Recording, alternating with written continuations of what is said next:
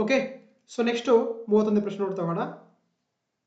2026-27ರ ಕೇಂದ್ರ ಬಜೆಟ್ ಪ್ರಕಾರ ಇಲ್ಲಿಯವರೆಗೆ ಎಷ್ಟು ವ್ಯಕ್ತಿಗಳು ಬಹು ಆಯಾಮದ ಬಡತನದಿಂದ ಹೊರ ಬಂದಿದ್ದಾರೆ ಅಂತ ಕೇಳಿದ್ದಾರೆ. ಕ್ವಶನ್ ಏನಿದೆ ನೋಡಿ, according to union budget of 2026-27 how many individuals have exited multi dimensional poverty so far ಅಂತ ಕೇಳ್ತಾರೆ. ಸೊ ಹಾಗಾಗಿ ಏನಂದ್ರೆ ನೋಡಿ, ಈ ಬಜೆಟ್ ಅಲ್ಲಿ ಅಂದ್ರೆ ನಮ್ಮ ದೇಶದಲ್ಲಿ ಏನು ಈ ಒಂದು ಮಲ್ಟಿ ಡೈಮೆನ್ಷನಲ್ ಪಾವರ್ಟಿ ಅಂತ ಏನಂತಂದ್ರೆ ಸುಮಾರು 25 ಕೋಟಿ, ಎಷ್ಟು 25 ಕೋಟಿ ಜನ ಅಂದ್ರೆ ಇದರಿಂದ ಹೊರ ಬಂದ ಅಂತ ಹೇಳ್ತಾರೆ. ಸೊ ಹಾಗಾಗಿ option B is the right answer ಆಗುತ್ತೆ, 25 crore ಅಂತ. ಓಕೆನಾ, ನೋಡಿ ನಮಗೆ ಮೆನ್ಷನ್ ಮಾಡ್ತಾ ಹೋಗ್ತಾರೆ ಬಡ್ಜೆಟ್ ಅಲ್ಲಿ. ಸೊ ಏನಂದ್ರೆ so 25 crore people have moved out of multi-dimensional poverty over 10 years ಅಂತ ಏನಂದ್ರೆ ಈ ಬಜೆಟ್ ಅಲ್ಲಿ ಹೇಳ್ತಾ ಹೋಗ್ತಾರೆ. ಸೊ ಹಾಗಾಗಿ ಕೊನೆ 10 ವರ್ಷಗಳಿಂದ ನಮ್ಮ ದೇಶದಲ್ಲಿ ಅಂತಂದ್ರೆ 25 ಕೋಟಿ ಜನ ಅಂತಂದ್ರೆ ಈ ಒಂದು ಬಹು ಆಯಾಮದ ಬಡತನದಿಂದ ಹೊರ ಬಂದಿದ್ದಾರೆ ಅಂತ ಹೇಳ್ತಿದ್ದಾರೆ. ಸೊ ಹಾಗಾಗಿ option B is the right answer ಆಗುತ್ತೆ. Okay, yes. ನೆಕ್ಸ್ಟ್ ನೋಡ್ತಾ ಹೋಗೋಣ ಮುಂದಿನ ಪ್ರಶ್ನೆ, 32ನೇ ಪ್ರಶ್ನೆ. ಈ ಕೆಳಗಿನ ಯಾವ ಯೋಜನೆಯು ಕೈಗಾರಿಕಾ ಸಂಬಂಧಿತ ಮತ್ತು ಕಸ್ಟಮೈಸ್ ಮಾಡಿದ ತರಬೇತಿಯ ಮೂಲಕ ಅಂಗವಿಕಲ ವ್ಯಕ್ತಿಗಳಿಗೆ ಗೌರವಾನ್ವಿತ ಜೀವನೋಪಾಯದ ಅವಕಾಶಗಳನ್ನು ಒದಗಿಸುವ ಗುರಿಯನ್ನ ಹೊಂದಿದೆ ಅಂತ ಕೇಳ್ತಾರೆ. Which of the following schemes aims to provide a dignified livelihood opportunities to persons with disabilities through industry relevant and customised training ಅಂತ ಕೇಳ್ತಾರೆ. ನೋಡಿ ಇದೇನಂದ್ರೆ ವಿಶೇಷವಾಗಿ ದಿವ್ಯಾಂಗರಿಗೆ ಸಂಬಂಧಪಟ್ಟ ಒಂದು ಸ್ಕೀಮ್ ಕೇಳ್ತಾರೆ. ಅದ್ಯಾವುದಂದ್ರೆ ದಿವ್ಯಾಂಗ್ ಜನ್ ಕುಶಾಲ್ ಯೋಜನೆ ಅಂತ ಮಾಡಿದ್ದಾರೆ. ಹೌದಾ, ಸೊ ಹಾಗಾಗಿ option B is the right answer ಆಗುತ್ತೆ. ಸೊ ದಿವ್ಯಾಂಗ್ ಜನ್ ಕೌಶಲ್ ಯೋಜನೆ ಇದೆಯಲ್ಲ, ಇದೇನಂತಂದ್ರೆ ಸೊ ವಿಶೇಷವಾಗಿ ದಿವ್ಯಾಂಗರಿಗೆ ಒಂದು ಗೌರವಾನ್ವಿತ ಜೀವನ ನಡೆಸಬೇಕಂತಂದ್ರೆ ಅದು ವಿಶೇಷವಾಗಿ ಅದು ಇಂಡಸ್ಟ್ರಿ ಮತ್ತೆ ರಿಲೆವೆಂಟ್ ಆಗಿರುವಂತಹ ಕಸ್ಟಮೈಸ್ ಟ್ರೈನಿಂಗ್ ಕೊಡೋದು ಈ ಒಂದು ಯೋಜನೆಯ ಮುಖ್ಯ ಉದ್ದೇಶವಾಗಿದೆ. ಅದು ದಿವ್ಯಾಂಗ್ ಜನ್ ಕೌಶಲ್ ಅಥವಾ ಕುಶಾಲ್ ಯೋಜನೆ ಅಂತ ಕರೀತಾರೆ. ಸೊ ಹಾಗಾಗಿ option B is the right answer ಆಗುತ್ತೆ. ನೋಡಿ ತಗೊಂಡಿದ್ದೀನಿ ಅಂತ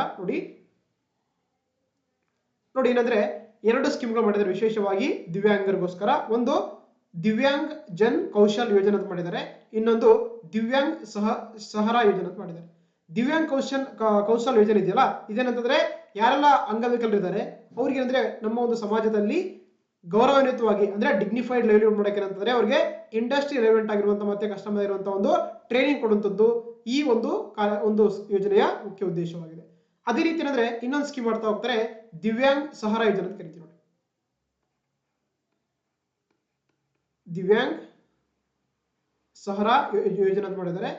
ಇಲ್ಲಿ ಏನ್ ಮಾಡ್ತಾರೆ ಅಂದ್ರೆ ನೋಡಿ, ಇದರ ಮುಖಾಂತರ actually the support the artificial limbs manufacturing corporation of India, Alimco ಅಂತ ಕರಿತೀವಿ ಇದನ್ನ. ಸೊ ಏನಂದ್ರೆ to scale of the production of the assistive devices, invest in research and development and AI integration ಅಂತ ಕರೀತಾರೆ. ಅಂದ್ರೆ ಯಾರೆಲ್ಲ ಅಂಗವಿಕಲ ದಿವ್ಯಾಂಗರು ಇರ್ತಾರೆ ಅವ್ರಿಗೆ ಏನಂದ್ರೆ ಒಂದು ಸಹಾಯಕವಾಗುವಂತ ಡಿವೈಸ್ ಕಂಡಿಡಕ್ಕೆ ಏನಂದ್ರೆ ಅಲಿಮ್ಕೋ ಅನ್ನುವಂತ ಒಂದು ಇದ್ರ ಮುಖಾಂತರ ಅಂದ್ರೆ ಅವ್ರಿಗೆ ಒಂದು ಸಹಾಯ ಮಾಡುವಂಥದ್ದು ಈ ಒಂದು ದಿವ್ಯಾಂಗ್ ಸಹರಾ ಯೋಜನೆಯ ಮುಖ್ಯ ಉದ್ದೇಶವಾಗಿದೆ. ಅದೇ ರೀತಿ ಇನ್ನೊಂದು ಏನ್ ಹೇಳಿದ್ರೆ ಅಂದ್ರೆ ಸ್ಟ್ರೆಂಥನಿಂಗ್ ದ ಪ್ರಧಾನಮಂತ್ರಿ ದಿವ್ಯಾಂಶ್ ಕೇಂದ್ರ ಮಾಡ್ತೀವಿ ಅಂತ ಹೇಳಿದರೆ, ಜೊತೆಗೆ support sitting for to the assistive technology marts ಕೂಡ ಮಾಡ್ತೀವಿ ಅಂತ ಹೇಳಿದರೆ, ವಿಶೇಷವಾಗಿ ಮಾಡರ್ನ್ ಒಂದು ರಿಟೇಲ್ ಸ್ಟೈಲ್ ಸೆಂಟರ್ ಮುಖಾಂತರ. ಇವೆಲ್ಲ ಕೂಡ ದಿವ್ಯಾಂಗರಿಗೆ ಸಂಬಂಧಪಟ್ಟಂತ ಒಂದು ಏನಾಗಿದೆ ಸ್ಕೀಮ್ಗಳಾಗಿದೆ. ಸೊ ಹಾಗಾಗಿ ನಮಗೆ option so B is the right answer ಆಗುತ್ತೆ. Okay, yes. ನೆಕ್ಸ್ಟ್ ನೋಡ್ತಾ ಹೋಗೋಣ, 2026-27ರ ಕೇಂದ್ರ ಬಜೆಟ್ ನಲ್ಲಿ ಮುಂದಿನ 5 ವರ್ಷಗಳಲ್ಲಿ CCU ಅಂತ ಕರಿತೀವಿ, carbon capture utilisation and storage ಅಂತ ಕರಿತೀವಿ CCU ಅಂದ್ರೆ. Okay, carbon capture utilisation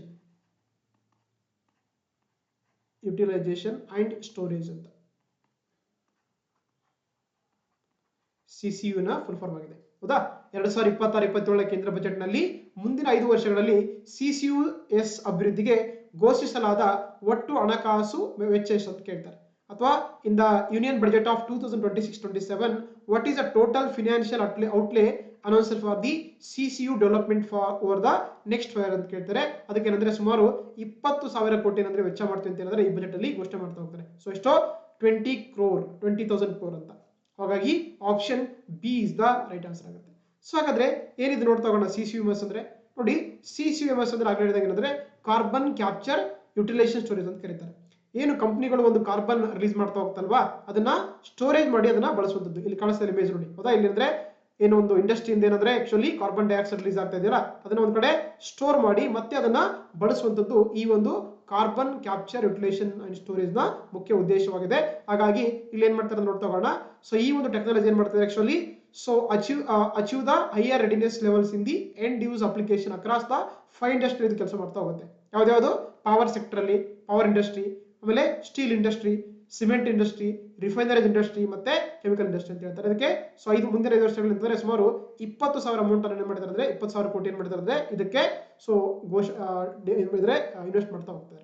so ಹಾಗಾಗಿ ಏನಂದ್ರೆ ಈ ಒಂದು ಕಾರ್ಬನ್ ಕ್ಯಾಪ್ಚರ್ ಅಂತಂದ್ರೆ ಇಂಗಾಲ ಹೊರಸೂಸುವಿಕೆಯನ್ನು ನಿಯಂತ್ರಿಸಲಾಗಿದೆ ಈ ಒಂದು ಸ್ಕೀಮ್ ಮಾಡ್ತಾ ಹೋಗ್ತಾರೆ.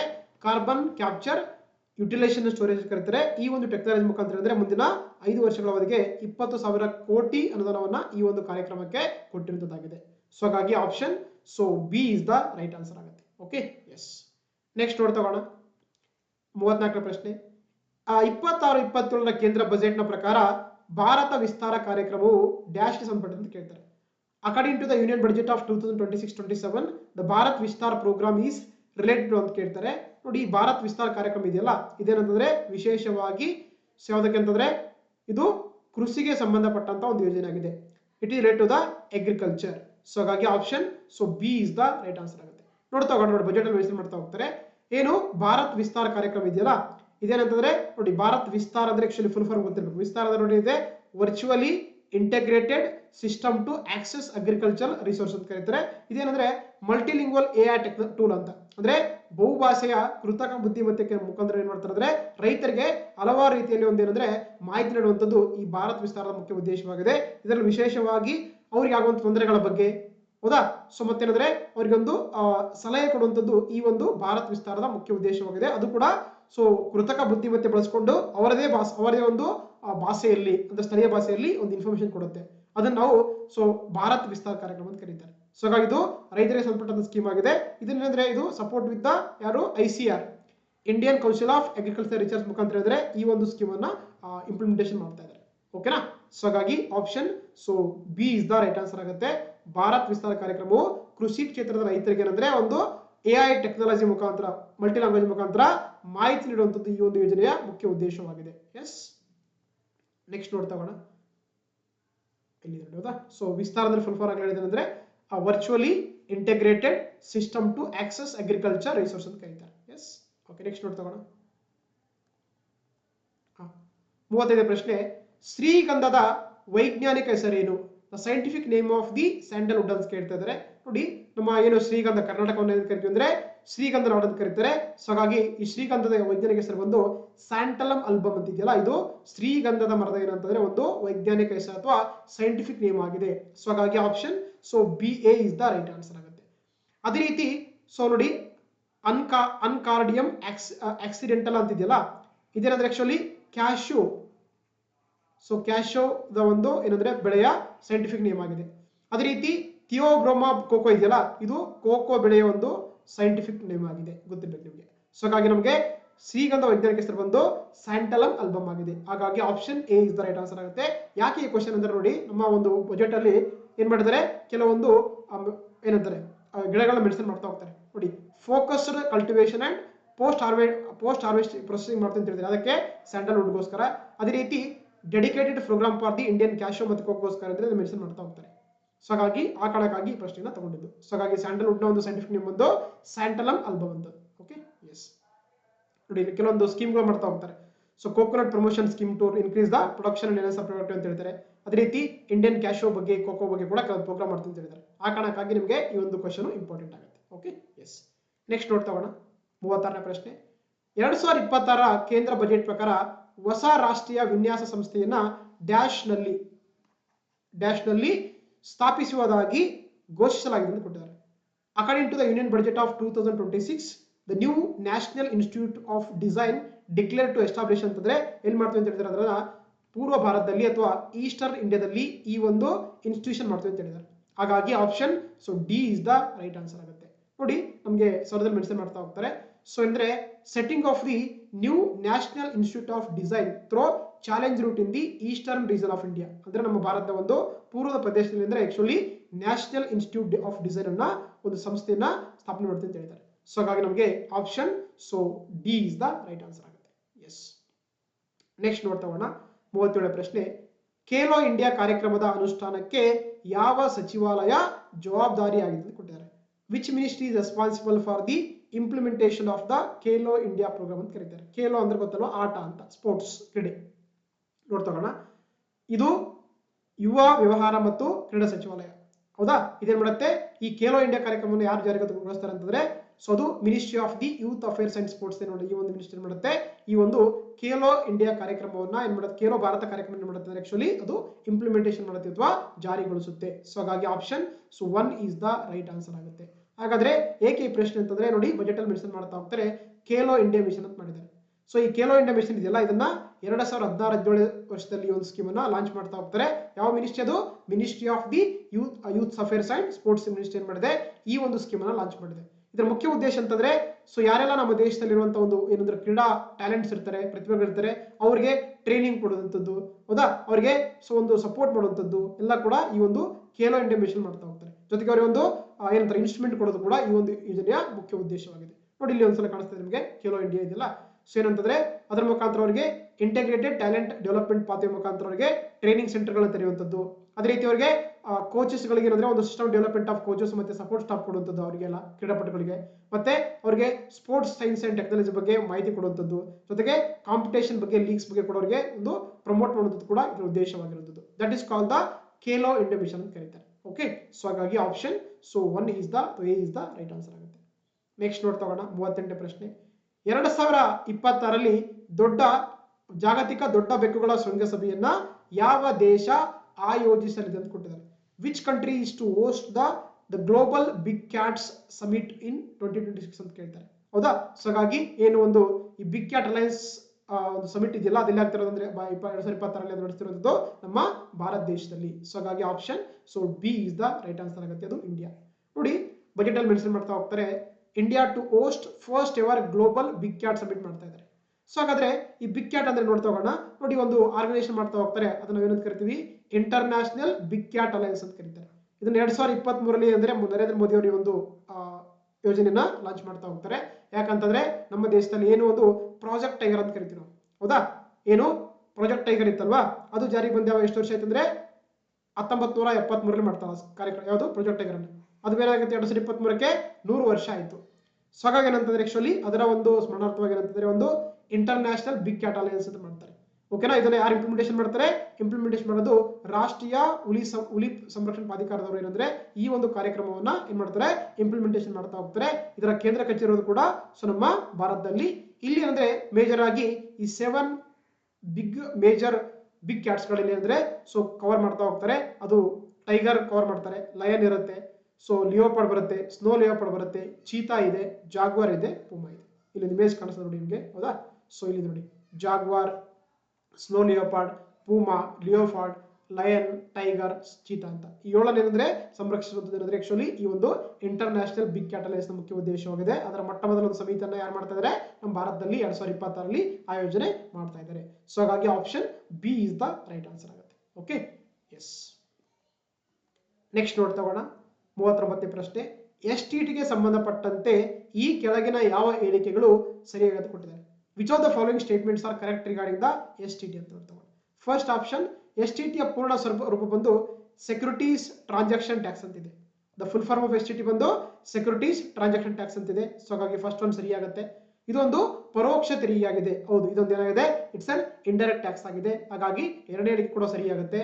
ಮೂರನೇದು, ಮಾನ್ಯತೆ ಪಡೆದ ಸ್ಟಾಕ್ ಎಕ್ಸ್ಚೇಂಜ್ಗಳಲ್ಲಿ ಖರೀದಿಸಿದ ಅಥವಾ ಮಾರಾಟ ಮಾಡಿದ ಸೆಕ್ಯೂರಿಟಿಗಳ ಅಂದ್ರೆ ಸ್ಟಾಕ್ಗಳ, ಉತ್ಪನ್ನಗಳ, ಇಕ್ವಿಟಿಗಳ ಅಂತಂದ್ರೆ ಮೌಲ್ಯದ ಮೇಲೆ ತೆರಿಗೆ ಇದೆಯಲ್ಲ, ಅದನ್ನ ನಾವು ಸೆಕ್ಯೂರಿಟೀಸ್ ಟ್ರಾನ್ಸಾಕ್ಷನ್ ಟ್ಯಾಕ್ಸ್ ಅಂತ ಕರೀತಾರೆ. ಸೊ ಹಾಗಾಗಿ ಆಪ್ಷನ್ ಸಿ ಕೂಡ ಸರಿಯಾಗಿದೆ. ಆಪ್ಷನ್ ಡಿ ಮೇಲೆಲ್ಲವೂ ಕೂಡ ಸರಿಯಾಗಿದೆ. ಹಾಗಾಗಿ all of the above is the right answer.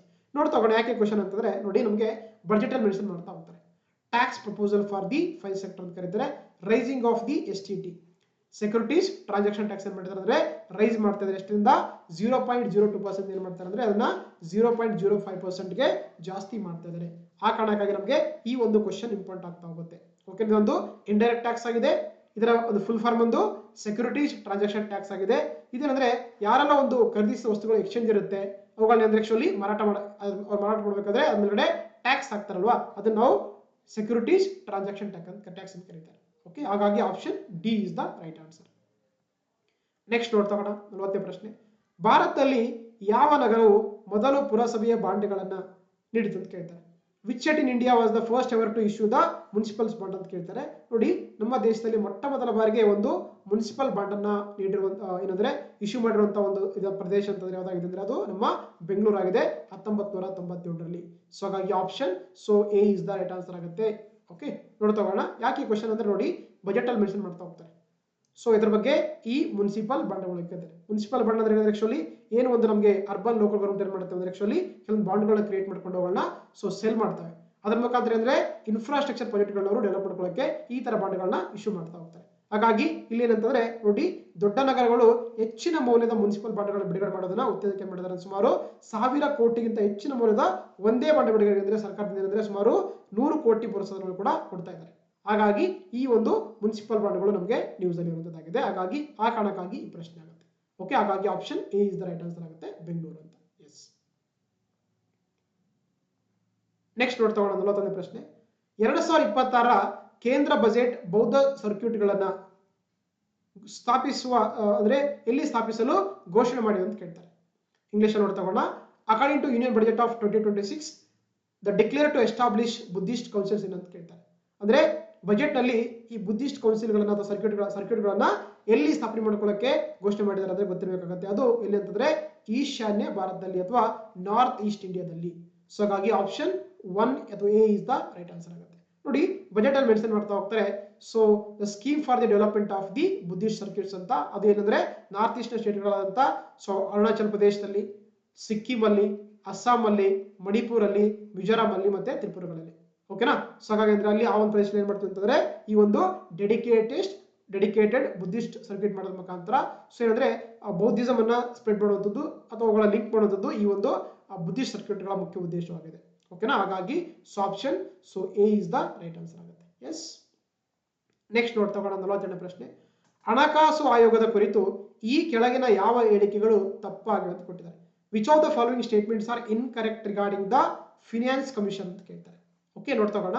ಇದು ಒಂದು ಸಂವಿಧಾನಿಕ ಸಂಸ್ಥೆಯಾಗಿದೆ. ಹೌದು, ಏನಂದ್ರೆ ಇದೇನಂದ್ರೆ ಆರ್ಟಿಕಲ್ 280 ಇದೆಯಲ್ಲ, ಇದರಲ್ಲಿ ಏನಂದ್ರೆ ಇದೊಂದು ಸಂವಿಧಾನ ಸಂಸ್ಥೆಯಾಗಿದೆ. It's A constitution body. So ಹಾಗಾಗಿ ನಮಗೆ ಫಸ್ಟ್ ಹೇಳಿಕೆ ಸರಿಯಾಗಿದೆ. ಎರಡನೇ ನೋಡ್ತಾ ಹೋಗೋಣ.